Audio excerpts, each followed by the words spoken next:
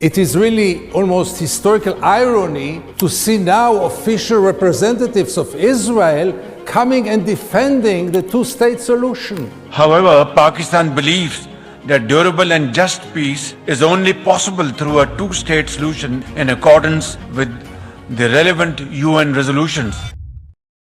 What is two-state solution? وہ زمین جہاں پر مسجد اقصی ہے جس کی طرف رخ کر کے رسول اللہ صلی اللہ علیہ وآلہ وسلم نے 1.5 سال تک مسلمانوں کو نماز پڑھائی. وہ زمین جہاں پر رسول اللہ صلی اللہ علیہ وآلہ وسلم نے 1.25 لاکھ انبیاء کی امامت کروائی. وہ زمین جس کو حضرت عمر فاروق رضی اللہ تعالی عنہ نے فتح کیا اور یہ حکم جاری کیا کہ یروشلم میں کوئی یہودی آباد نہیں ہوگا. اس زمین پر مسلمانوں اور یہودیوں کے لیے الگ الگ ریاست کا مطالبہ کرنا is called two-state solution. بے نظیر بھٹو کے بعد عمران خان پاکستان کے پہلے وزیر اعظم ہیں جنہوں نے two-state solution کا مطالبہ کیا. Pakistan continues to support a two-state solution in line with the UN General Assembly and Security Council resolutions. اس وقت ہمارے آج کے وزیر اعظم شہباز شریف نہ کہ فلسطینیوں کے ساتھ اظہار یکجہتی میں صف اول میں نظر آتے بلکہ فلسطینی رومال گلے میں لیے پارلیمنٹ میں آیا کرتے تھے. لیکن جیسے ہی یہ وقت گزرا تو ہمارے نگراں وزیر اعظم انوار الحق کاکڑ نے بھی two-state solution کی حمایت میں اپنی آواز بلند کی اور کاکڑ صاحب نے یہ بھی کہا کہ قائد اعظم کے قول کو تبدیل کرنا کوئی کفر نہیں. اور ایک پیسفل مڈل ایسٹ جس میں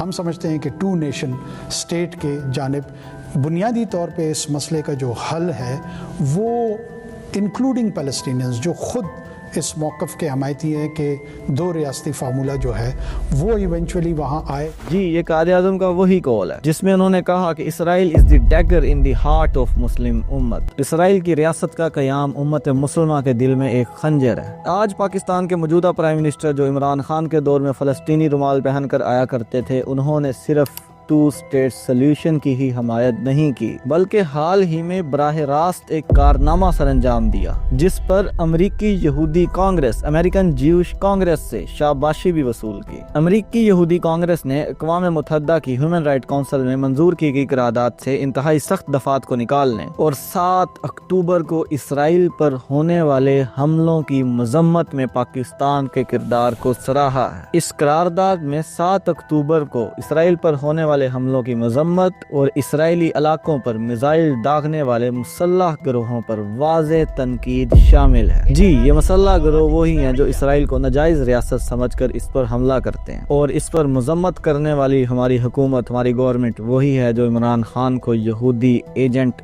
کہا کرتی تھی. کیا اسلامی جمہوریہ پاکستان امت مسلمہ کے دل میں پیوست خنجر اسرائیل کو تسلیم کرنے جا رہا ہے؟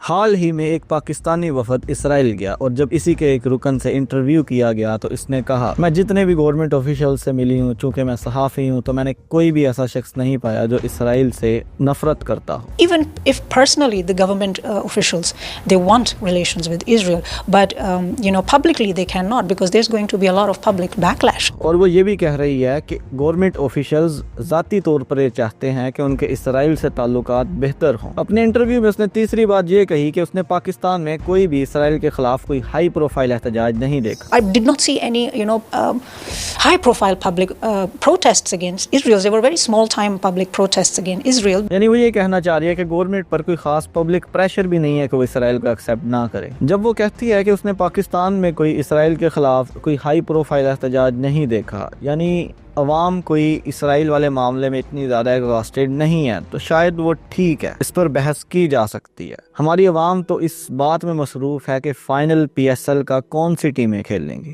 ہماری قومی کرکٹ ٹیم کا اگلا کپتان کون ہوگا یا وہ جس بات میں خوش ہے وہ یہ ہے کہ ان کا پانی بند کرنے والی بات کو لے کر پاکستان نے بھارت کو کیا منہ توڑ جواب دیا. وہ کشمیر جس کا مسئلہ پچھلے 70 سال سے ہم اٹھا رہے ہیں وہ تو ہم نے آزاد کروا لیا. جب دنیا نے دیکھا کہ پاکستان نے بھارت کے 5-6 طیارے گرا دیے تو نیتن یاہو ڈر کر غزہ چھوڑ کر چلا گیا. اس حساب سے اس کی بات ٹھیک ہے. فلسطین میں بہنے والا خون کسی مسلمان کا خون نہیں بلکہ وہ ایک فلسطینی شہری کا خون ہے.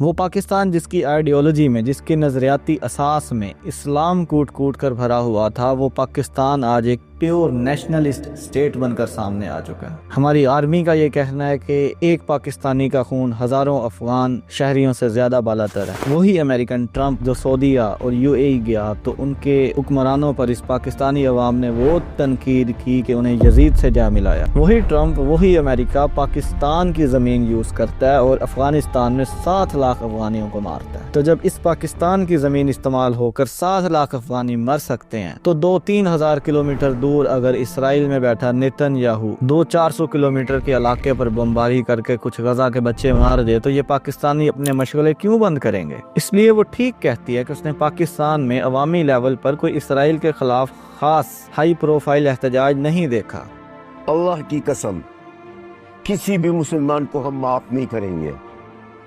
جس مسلمان کے ہاتھ میں کچھ تھا اور نہیں کیا، انہوں نے کچھ کر سکتا تھا اور انہوں نے نہیں کیا ہے، قیامت دن تک معاف نہیں کریں گے۔ کیونکہ ہم جو کر رہے ہیں غزہ کے اندر ہے علیحدہ صاحب، ہم آپ کے لیے کر رہے ہیں۔ یہ بیت المقدس صرف ہمارا نہیں ہے، یہ مسجد الاقصی ہمارا صرف نہیں ہے، یہ سارا مسلمانوں کا ہے۔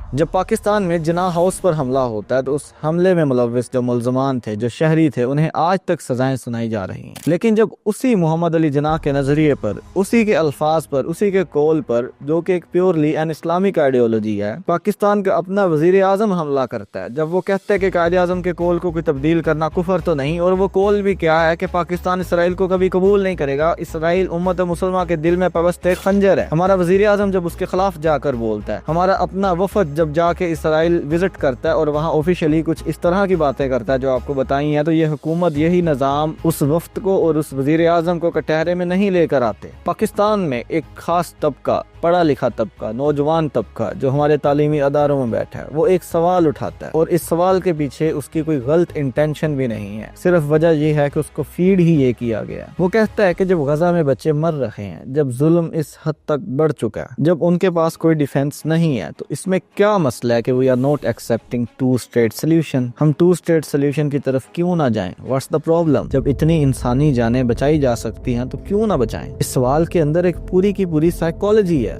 جو ایک مسلم سائیکالوجی نہیں ہے۔ مسلمان نے کبھی زندگی کو ترجیح نہیں دی۔ خیر یہ تو تھوڑا ایک ایموشنل آنسر ہے، لیکن ہم آپ سے سوال کرتے ہیں، وائی ناٹ کوئٹ کشمیر؟ آپ کشمیر کو کیوں نہیں چھوڑتے؟ 70 سال سے کیا کشمیر میں نہیں مر رہے؟ کشمیر کے مسئلے کے پیچھے نہیں آپ کی لڑائی ہو رہی؟ کیا سویلینز نہیں مرتے؟ انڈیا کے ساتھ اور مسئلہ کیا ہے؟ تو پھر آپ کشمیر کو کوئٹ کیوں نہیں کرتے؟ دے دیں انہیں کشمیر۔ کشمیر میں تو نہ آپ کا کوئی خانہ کعبہ بنا ہوا، نہ کوئی ادھر بیت المقدس ہے، تو آپ دے دیں Kashmir. Why not to quit Balochistan? آپ بلوچستان کو کیوں نہیں آزاد کرتے؟